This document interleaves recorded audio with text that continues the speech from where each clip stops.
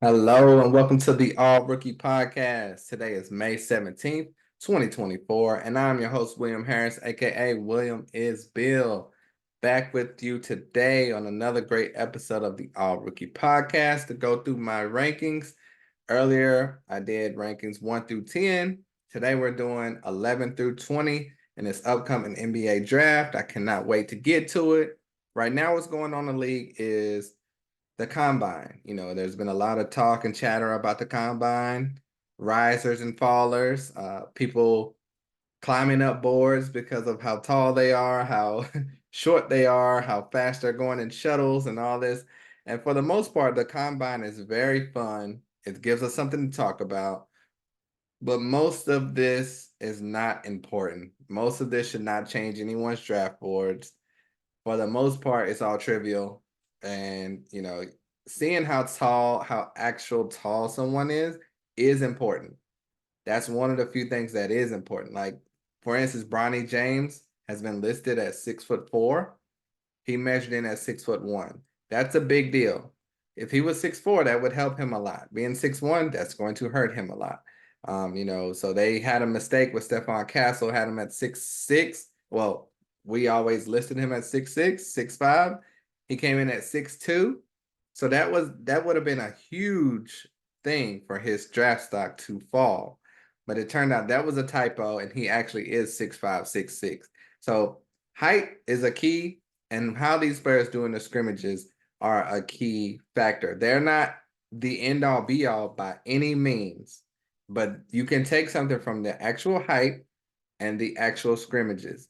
It's good to see how players perform against their peers, but there have been people that have performed excellent in these scrimmages and have not turned out to be great NBA pros. So before I want to start this episode, I want to emphasize that the combine is fun, but please don't overreact. My rankings were already done before the combine. Nothing has changed because of the combine. So just letting you know that before we get into it, because I have some surprising selections, maybe to you, maybe not. You're going to see some guys on this list that have risen in the combine. I already had them here. So, I don't know what ESPN truly was doing this year. They are starting to adjust their rankings now, but they're still so bad. So, in my opinion, this 11 through 20 is pretty perfect. But this draft, on the other hand, has a lot of guys that are interchangeable as well. So, with that being said, let's get straight to it like it's nothing to it. Let's go from the beginning to the end. For my 11th ranked player in the 2024 NBA draft, I have Tristan da Silva, the 6'9" forward from Colorado, averaged 16 points, 5 boards, 2.5 assists, 1 steal per game, and 0.6 blocks per game. He shot 49% from the field and 39.5% from three. That's amazing, especially from a 6'9" player. He's 22 years old. That would be the knock some people will have on him. But if he goes to the right team, which is more likely like if he's in the 11 through 15 range, there are teams right there that are in playoff contention. So that's going to work well for a 22-year-old. Teams trying to win right now don't necessarily want an 18-year-old right now. But anyway, he's still the 11th best prospect in my opinion. He's, like I said, excellent three-point shooter, handles the ball well for his size. Being 6'9" and one of the best shooters in the draft is just an excellent value. He has nice handles. He dribbles like a guard. He's one of those guys that can play right away, a guy that every team wants. The question is, he fits that role of a great three-point shooter, but can he be more? Or will he play the Nick Batum role like he did in Philadelphia, which is still necessary. He helped Philadelphia a lot. But Tristan da Silva is a pro, very smooth player. His game is nice and easy. I love he can go to the left or right, finish with either hand in the paint. So he literally can do everything on the offensive end of the court. Very crafty. And, even defensive wise with his length and mobility, he is not going to be a liability in that area. He's very alert on defense, gets a lot of steals and breaks up a lot of passes. So Yeah, like I said, he can be very similar to Nicholas Batum. If you think of a younger Nicholas Batum, he was a max contract guy. So don't look at him as just the older guy. But I think that's reasonable for him. But nevertheless, he's going to be a very valuable player in the NBA. He may not be like an all-star superstar, but he will be a very valuable player. And I don't want to say Nicholas Batum is his floor, but pretty much. So what can he be even beyond that? That could be special for Tristan da Silva at number 11. Number 12, Yves Missi. Yves Missi is the 6'11 big man from Baylor, 235 pounds, 11 points, 5.5 boards, 0.6 steals, 1.5 blocks per game. He shot 62% from the field and not a three-point shooter at all. So that's okay. But he's 19 years old. Now, Yves Missi is a very long athletic center. He should be a good rebounder and shot blocker in the NBA right away. He has some post moves, but still seems to be learning and seems to be a little raw in that area. But he's definitely a rim runner and lob threat, good pick and roll player. Anything near the rim, he's slamming it. He can dribble a little in the paint to get to the rim. Just no real post game where he's going to back you down and or shoot the fadeaway or anything like that. But he's always cutting to the rim and looking for offensive rebounds. He's athletic, but he's still a little weak right now when going up if it's not a dunk. So he's got to get stronger. Even though he's 235, it's not like he's 215 like Alex Sarr is 215, 220, or played at that weight. I think he's weighed in a little bigger than the combine, but he has a few things to work on and improve, but his ceiling is high. His post moves and outside moves need to improve, and he fades away from contact when attacking the rim at times. I think he can be coached up on that, but he's a tremendous shot blocker, super long arms, and that helps him contest or block almost any shot in his vicinity. Has great leaping ability, which not only helps him catch lobs, but also helps him reject shots. In my opinion, he's very much like Clint Capella. And as we've seen, he was essential on the Rockets. And that's what I'm seeing with him, Clint Capella for the Rockets. And, he just needs to be coached up, which he can be. But instantly right now, he can come in and play. And this is a guy that was ranked really low. He has performed well at the combine. Anyone that's athletics is going to look good at the combine. So people need to chill. But he was my 12th ranked player before the combine. So, I mean, if you're studying the tape, you should already see this. And he played 23 minutes per game and had 1.5 blocks. So if he played 30 minutes per game, I mean, that would definitely be over 2. So if you want a guaranteed starting center, Yves Missi, I believe, will fit that role, and he may need some time to develop and learn. Hopefully he goes to the right team, but he also can be thrown out there and still tread water, I believe, with the way his game is now. So number 13, I have Devin Carter from Providence. He's climbing up people's boards, but like I said, he's always been my 13th prospect. Like when I see people rising on boards, I'm like, man, I should have put these pods out earlier, but it's been a lot going on. But we're cranking them out now, though. So Devin Carter is 6'3" from Providence. He averaged 20 points, 9 boards, 3.5 assists, 2 steals, and 1 block per game. You don't need a combine to see that that's a great player right there. He shot 47% from the field, 38% from 3. He's 21 years old. So, instantly when you're not in the teens, people have you ranked low. And then other things cause you to move that ranking up. But Devin Carter is a crafty, intelligent scorer, really good three-point shooter. Like I said, 38% from 3. He shoots a lot of tough shots. Some would even call them bad shots at times. He's a tough shot maker, though, but I'd like to see that decrease. He's not really flashy. He just gets to his spots, run the offense, and gets to the paint. He has super long range. He plays under control, but also can turn the speed on and fly by his defenders.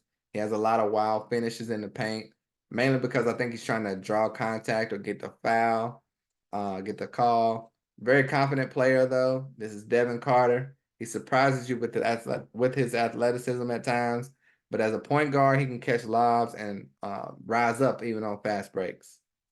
When playing in the half court, he normally is finishing with layups, but I like that he can dribble and crossover as much as he wants. He doesn't rely on it, though. He's a good passer. He can play the traditional point guard role, which is good because he was the main scoring option in college, but that most likely won't be the case in the NBA, so playmaking will be essential. He does look for the open man and pass people open. He draws in defenders and kicks it out. He's like a perfect point guard, really. He can play in the post a little bit too. You know, at almost 200 pounds, he weighs the same as Zachary Richache. So that tells you everything you need to know that he's not going to be bullied around. And, you know, he's only 6'3". Richache is like 6'9". And for his size, he's still a good shot blocker as well. He's great at causing deflections, playing the passing lanes, getting steals, has great anticipation for where the ball is going.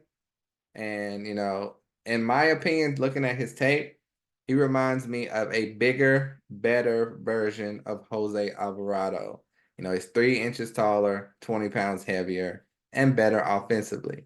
So you think of how important Jose Alvarado is for the Pelicans as a kind of a niche player. Devin Carter can be that on steroids and be a starting point guard for someone in the NBA, for sure. Number 14, Carlton Carrington, a guy that I was big on before anyone was talking about, climbing up the draft boards, but he was number 14, as always, on my list. And that's still higher than most people have him. But Carlton Carrington averaged 14 points, 5 boards, 4 assists, 0.6 steals. He's from Pittsburgh.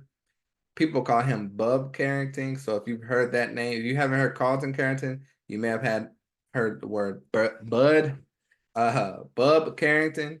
I don't know why they call him that, but I call him Carlton Carrington. Okay. But he shot 41% from the field, 32% from three. I think he's a better shooter than 32% also. And he's 18 years old. Really, really, really good shooting guard. Has pro moves already at 18. He loves the fall away or fade away mid-range jumper. He takes his time, breaks down the defense, has a great pull-up jumper. Most of his highlights, honestly, are fadeaways, which is not necessarily a great thing, but he does it very well. Has a nice handle. He's a very smooth player offensively. The talent is there. He just needs to really choose better shot selection. All of his shots are also contested, it seems like. You know, he's very comfortable with that, but he needs to create more space and get coached up to get in a better position to score, and he'll be even better. But being 18, his future is very bright. If he goes to the right team, he can be very, very good. He has a great handle. He literally just needs to play a little less of the one-on-one type of game and don't be a ball stopper. And I think he will help a team very much. He clearly feels like he can cook anybody he's going against. Very confident player, but his game can be even better, like I said, if he's coached up and, you know, stops taking those long twos. You know, DeMar DeRozan was a player that was, you know, talked about as he needs to stop taking long twos. He's the, you know, king of the mid-range. So you can still succeed at that, but the NBA now is very analytical. They want you shooting threes or layups, basically. And Carlton Carrington is right in the middle shooting jumpers all the time. But if you want to compare someone to his game, very smooth shooting guard. Reminds me of Joe Johnson. Pretty nice, right? All right, now we're at number 15. There's still a lot of big names you have not heard yet on my list. And if you don't remember the first list, 1 through 10, please check back on the previous episode or on my Twitter at William is Bill. And I have that posted on there. But for now, we're at number 15. And here's a guy I'm sure you have heard of, Nikola Topic, the 6'7" point guard from Serbia, 19 years old. His stats halfway through the season over there is kind of weird. He was 16 points, 4 boards, 6 assists. He shot 50% from the field, 28% from three, 88% from the free throw line. So that's very promising in 31 minutes per game. Now, Topic is a very smooth guard, has a nice handle. He's not the fastest, not the most athletic, but he's a very natural point guard, which is rare at his size of 6'7". He does need to improve as a shooter, but he gets to the paint well and finishes with crafty moves. He plays smarter He plays smaller than he is. He's a very below the rim player. You would think he's 6'3" out there, but he's 6'7". Has a very slow crossover. But he doesn't always settle for jumpers. He always is trying to get to the basket. I just wonder will he be able to do that and finish in the NBA. A lot of his finishes are very contested or layups in traffic. So that's something he's going to have to work on. He's a very unselfish player, though. Good passer. Finishes well driving to the left or right, but impressive with the left hand and the finger roll. I love the ceiling of players I have ranked ahead of him a little bit better, but I can definitely see him flourishing with the Spurs. If they were to take him at pick 8, I wouldn't be outraged because he's one of the better passing point guards in this class, and that's what Victor needs, someone that's going to set him up. He reminds me of a prospect that was drafted about 2 years ago. He was one of my favorite international point guards. He never came to the NBA though, so I don't know how that would turn out. But Topic is very interesting prospect, polarizing, you could say. Some people have him in the top 5. I have him at 15 based on talent, but I do see how he could fit on a team that needs more of a traditional point guard. So I have him at 15. Next, I have another guy that has been talked a lot in this cycle. Some people have had him ranked number 1, which I think is outrageous. He's a solid player. You can even say really good player, but number 1 is ridiculous. But I mean, anyway, Stephon Castle is number 16 on my list, the 6'6" shooting guard out of UConn. He averaged 11 points, 4.5 boards, 3 assists, 1 steal, 0.6 blocks per game, 29% from 3. He's 19 years old. Now, Stephon Castle is a very natural shooting guard, very fast and athletic, has a good crossover. He's very quick, twitchy with his moves. He's a smart cutter and finisher in traffic, very crafty. He moves in the paint and is able to create space to get his own shot in traffic. So it's nice, like I said, always in traffic trying to get to the rim and do something with it. And if he's doubled, he can pass it out. He attacks the rim very fast and aggressive. He can shoot the 3, but he needs to improve on that. He doesn't really settle for 3s, which is good, but it's possibly because he knows he's not a great 3-point shooter. But I love his aggressiveness, his determination to get to the paint. He has an array of moves to manipulate the defense. He's a really great dunker, really good passer. I just don't see him as a day 1 starter in the NBA, But he does move his feet really well on defense, and his speed helps him stay with his man, plays the passing lanes well. You can tell he likes playing defense, and he's good at it. So he's capable of more. This is what he said. He's capable of more, of showing more. There's more to his game than what he was able to show at UConn. All I can do, though, is judge what he put on tape. And on tape, he was a shooting guard that was solid, that has some potential. That's, it's not a top 10 guy in my opinion, but whatever he shows teams through the next month and 12 days, 11 days, that's going to determine where he gets drafted. Because if they've talked about him playing point guard. If he can play point guard, that could be a game changer. But in my opinion, he's a very natural shooting guard and just not going to change the fortunes of a bad team at all. So I have him at 16. In my latest mock draft, 1 through 14, I had him going 13 to the Kings because they can use a solid shooting guard. Team that can use a shooting guard like that, the Jazz, the Kings, I think he would be a good fit. Number 17, a guy that the NBA has not caught up with, or the rankers have not caught up with yet, Trey Alexander. Trey Alexander from Creighton. He could have came out last year. I thought that would have been a bad idea, but he stayed 1 more year, which was his junior season, and I think that did him well, in my opinion, because I did not like him at all last year. I thought he would have been barely drafted or undrafted last year. And, he only averaged 13 points and 6 boards last year. This year, 17.6 points, 6 rebounds, 5 assists, 1 steal, 0.4 blocks per game. 50% from the field, 34% from 3. Much improved. And I can see his game translating to the NBA as a starting point guard. He knows how to put his defender on his hip. He's very smart. That comes with being with having experience. Like I said, he was a junior this year. He's a very patient player. He can get to his spot and break down the defense. He doesn't just go up. He pump fakes and fakes out his defender until he's open or a teammate is open. He has one of the best mid-range games in college. Very heady, smart player. Great basketball IQ. He's a clutch player as well. This is Trey Alexander we're talking about. Has some shades of Jamal Murray in his game. As we see how great that's going for Denver, Jamal Murray is a champion on a starting team, is champion starting point guard and a clutch player, all that good stuff. But he throws on some wild shots in traffic at times, so he has to be better in the paint with decision makings because that won't work in the NBA. But he's a good three-point shooter, like I said, 34%. And at worst, you can look at like Andrew Nembhard type, which is still good. At best, Jamal Murray. He can play like CP3 a little bit. But he's never really blowing by his defender. He's more methodical when he makes his way through the defense. He gets to a spot, hits his jumper or fadeaway. And really the only thing he's lacking is speed and blow-by ability. He's a good ball handler, very nice control of the ball.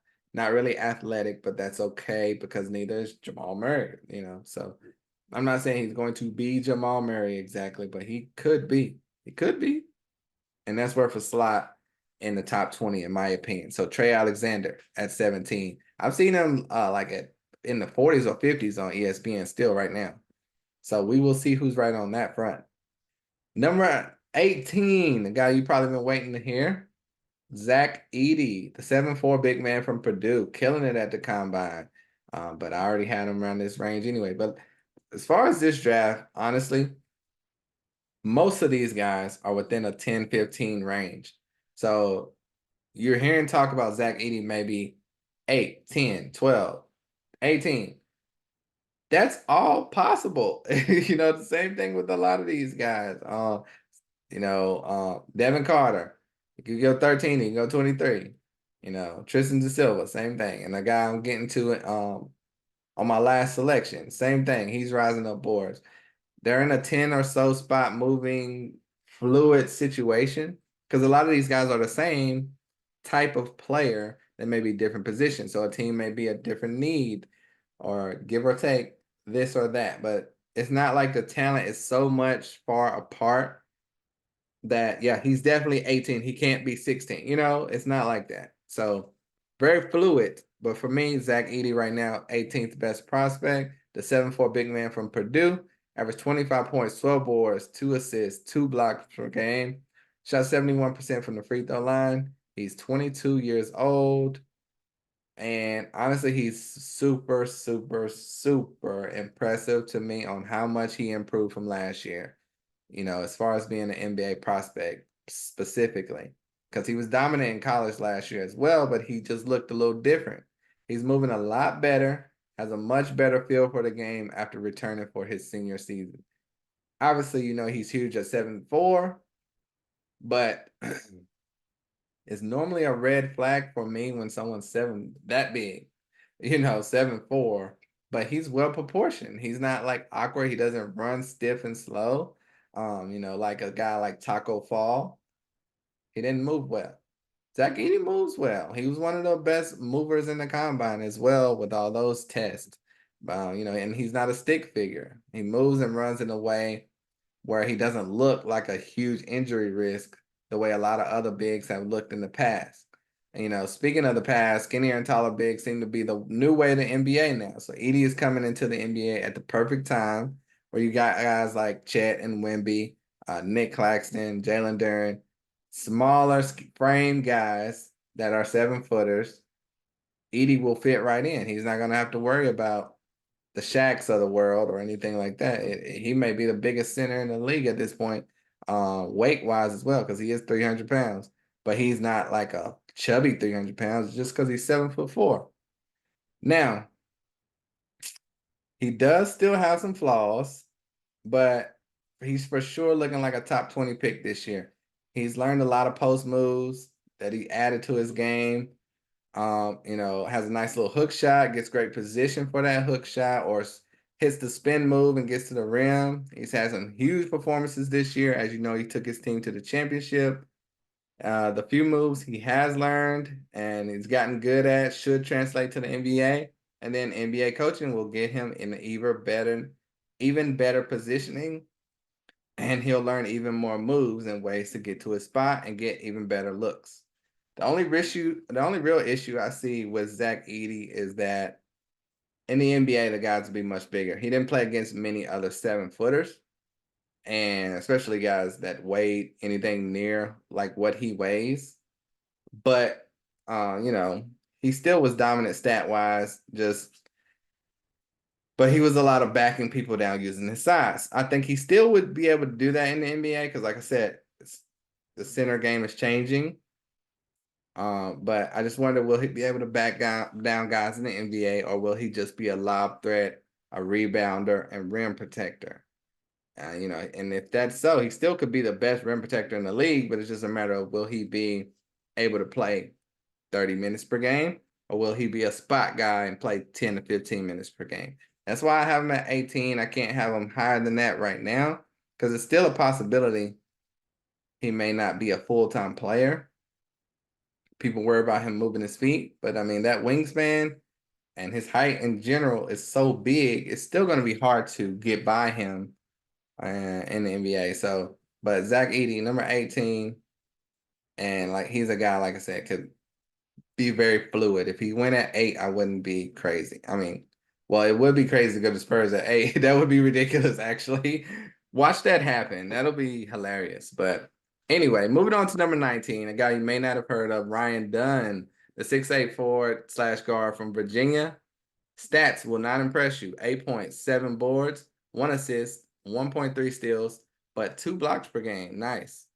He is a special defender. Shot 55% from the field. Unfortunately, 20% from 3. And he's a bad free throw shooter at 53% from the free throw line. And he's 21 years old. So if you look at all that, he's got a lot of knocks on his game. But Ryan Dunn, I still like because he's a super athletic high flyer, has a good form on his shot, not a good shooter, but I think he can develop that. And form makes me think he can get that up in the NBA with good NBA shooting coaches all around him, and he'll have access to that all around the clock. He has an elite first step. This is Ryan Dunn, very fast attacking the paint and getting to the basket. He gets to the paint like a man on a mission. He's very aggressive when going for the ball. He has some offensive game with post-ups and fadeaways, but he needs to continue to improve on that. He's a great rebounder for his size, great help defender, and an elite shot blocker for his size. His athleticism always keeps him on the play. He moves his feet very well. He's fast, swift moving. You would think he's not 6'8" by the way he moves. I still forget that at times because he moves like a very fluid 6'5", 6'6" guard, but he's 6'8". And that's tremendous. That allows you to guard multiple positions. He's an explosive athlete, really good defender, and has that offensive game that has potential. So he's definitely a top 20 prospect in my opinion. I can see him going top 15. But he's got to get that shot better to get higher and than that. But he never gets beat off the dribble, always moves his feet excellently. And he's always there to contest his man's shot or help defend anyone nearby contesting their shot as well. Now, there's a guy in the NBA very highly valued in Herb Jones. Can Ryan Jones be that? Possibly. I think so. He fell to the second round, so they have Ryan Dunn ranked in the second round. But for me, at 19, and by the way, Herb Jones shot 9% from the 3-point range in college. So 20% is bad, but it's still not 9%. And Herb Jones improved that tremendously. So look out for Ryan Dunn. And I have him hired in a lot of household names because I think he can be a prospect in the NBA. Last but not least, Tajane Salon, a name that is rising tremendously. I've seen some mocks in the top 10, and he was not on anyone's radar. But I still have him at 20. I'm not, like I said, I'm not letting the combine change much of my rankings at all. But Tajane Salon, 6'9" forward from France, 9.5 points per game, 4 boards, 1 assist, 1 steal, 40% from the field, shot 33% from three, good free throw shooter, 18 years old. He's a very aggressive forward with a great handle on his dribble, has a great form, great shot, super high release on his shot. It's a little unorthodox to how high it is actually, but NBA coaching could alter that or just improve it a little if they just tweak it a little bit. Because he kind of has a set shot, but it looks good when it goes in, but still, that's just 33% from the field. That's average. But he has some nice athleticism, can get to the rack, moves great in transition, but he's still weak in the paint and needs to get some weight on him. He struggles backing down players and posting up players. He's very perimeter oriented unless he's cutting to the basket. But I love his height and how he can provide a bigger front court for a team. You know, the Nuggets are I'm not gonna say unbeatable, but they were unbeatable last year because of the size, the length, the shooting of their front court. You know, with Jokic at 7 foot, Aaron Gordon like 6'9", 6'10", Michael Porter Jr. 6'9", 6'10". Most teams can't match up to that. So you get a Tajane Salon in there, he can fill a similar role to the Michael Porter Jr. role and help a team out, like I said, I think he can go anywhere from 12 to 20 range. If OKC drafted him at 20, I wouldn't be mad at that. At 14, he could go there as well. But he can go number 11 to the Bulls too. They need a power forward. I haven't taken Tristan da Silva, but Tajane Salon could do the same thing. But with the way he shoots and moves and gets open, he definitely can fill that role for a team, and he is still only 18 years old. 18-year-old players rarely come in and are effective for a team. So it may take a year or two, but I have him at 20 because he also could be like Pat Baldwin Jr., 6'9", player that can shoot the ball, can score the ball. He can't even get on the court. So Tajane Salon's game is not refined to where it's a perfect game. Come right now, step on the court and ball out. It's going to take a little time and development, and it could work, but it also could be like the Pat Baldwin Jr. route because Pat Baldwin Jr. is very talented and he can't sniff the floor. So like I said, that's why the combine is not that important to me because how did you play when you actually played? He averaged 9 points and 4 boards. Yes, that was in 23 minutes per game. So he didn't play a full complement of the game, but we're still projecting. He's worth a top 20 pick. He's just not a lock by any means to be like a top 10, 12 player. You will be taking a swing on the player you think you can develop into something better because of his size. So for me, I have Tajane Salon at 20. Now let's go over my rankings one more time. 11 to 20. Did I say 11 to 20? Anyway, you know what I mean. Number 11, Tristan da Silva. 12, Yves Missi. 13, Devin Carter. 14, Carlton Carrington. You may know him as Bub Carrington. 15, Nikolai Topic. 16, Stefan Castle. 17, Trey Alexander. 18, Zach Edey. 19, Ryan Dunn. And 20, Tajane Salon. Hope you guys enjoyed this episode. Next one, I will try to get you 20 through 30. And this has been very fun. I try to scout everyone before I do these, but things are moving fast. So I've scouted about 70 players, but you never know when you're going to find a guy ranked 75th by ESPN. He may be 25th in my opinion. I've found a couple lately that are in that position, and some of them will be coming up on the next episode, 21 through 30. So thank you guys once again for listening to the All Rookie Podcast. If you could like or comment or subscribe or do all three, I would truly appreciate it. This content is free. If it's helping you, if you're enjoying it, you don't have to pay anything. Just do one of these or three of these things. Like, comment, or subscribe to the All Rookie Podcast. Or hit me up on Twitter at William S. Bill. I love, love, love to hear your feedback. That's what keeps me going because it's definitely not for the money. It's for the love. All right, guys. This has been a Sports Ethos presentation. Till next time, I'm out of here. Peace.